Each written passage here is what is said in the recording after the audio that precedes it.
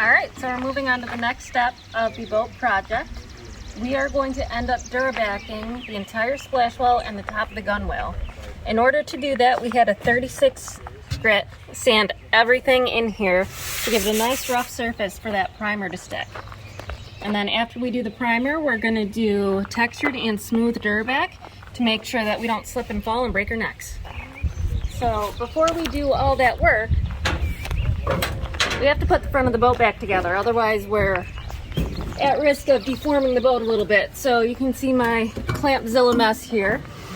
We are replacing what used to be wood up here with this starboard. So we figured that'll last a lot longer than just plain plywood. So we're getting it fit up and ready to install. So originally there was just wood boards that were in this shape that held this front board in place. So we're replacing that with starboard, so we don't have to worry about it rotting.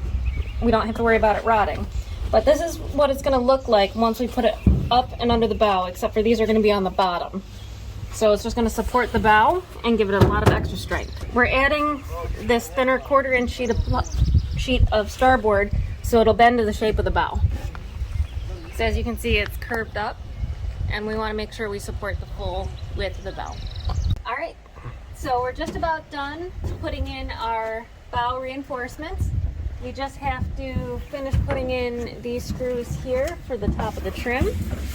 And what I'm doing first is center punching the holes, and then I'm going to pilot drill and then put the self-tapping screws in. So we're trying to get this all wrapped up really quick before it gets too dark to paint, because the Duraback and primer is temperature dependent. 2 coats on the top of the gunwale tonight.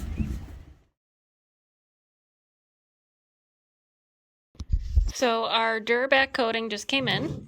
Unfortunately, the can was really damaged when we got it and we couldn't get the lid off, so we actually ended up using a can opener to finish getting the lid off. And while we were doing that, the handle popped off, which caused one of the rivets to come out, which caused the paint to leak out. So overall, it was kind of a bad situation altogether. But luckily, we had some canning jars on hand. These are 32 ounces.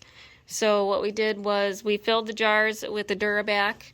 We put the normal canning lids on, and then I melted some of this Gulf wax and poured it on the top to really make sure that these were sealed, just in case there was any air gaps in them. So that's going to keep this Duraback from going bad.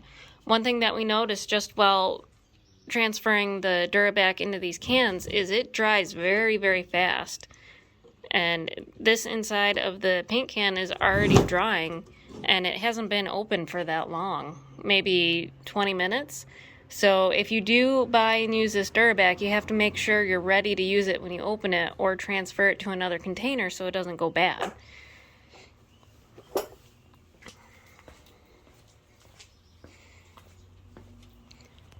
Just as a little test, we poured some onto our undersplash well board just to see what it would look like when we end up doing this on the gunwale. So it's a little bit deceiving because this board's already textured, but I think that's going to look really good on the gunwale.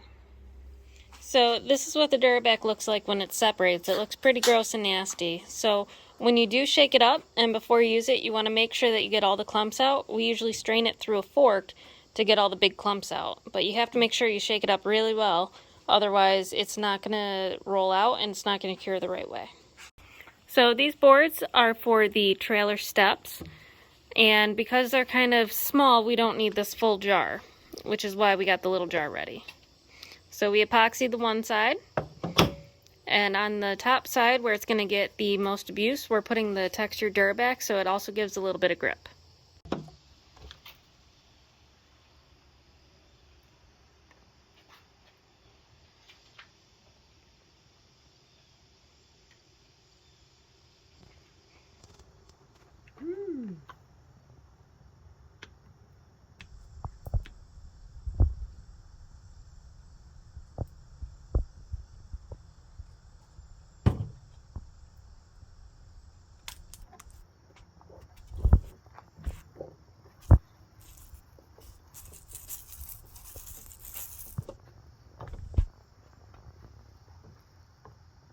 Some of them do break up as you roll, but these, you just go.